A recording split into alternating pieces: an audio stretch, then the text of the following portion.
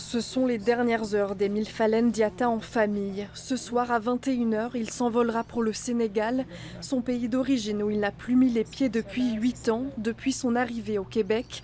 Mais Émile Falène est désormais interdit de territoire. Le Canada vient de lui refuser sa demande d'asile.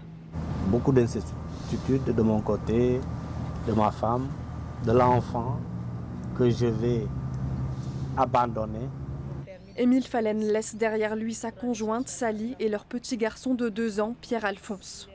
J'essaie de voir comment il va réagir demain matin s'il se lève et que son père n'est pas là. La commission de l'immigration et du statut de réfugié a refusé sa demande d'asile le 9 mai. Mercredi, la Cour fédérale a confirmé la décision. Son avocate dit avoir voulu démontrer le préjudice irréparable de son départ pour son fils, sa femme, son employeur et la communauté. Je ne peux rien contre les lois de ce pays parce que c'est ces mêmes lois qui m'ont fait entrer ici.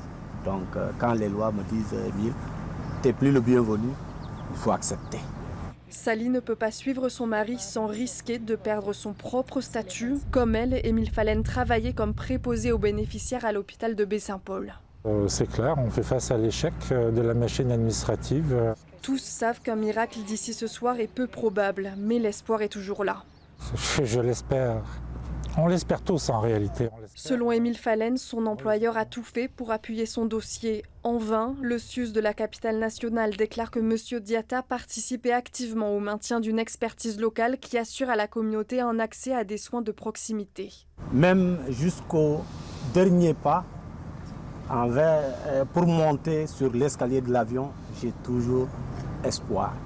Même à des milliers de kilomètres, Émile Falène dit qu'il continuera à se battre pour retrouver sa famille à Baie-Saint-Paul.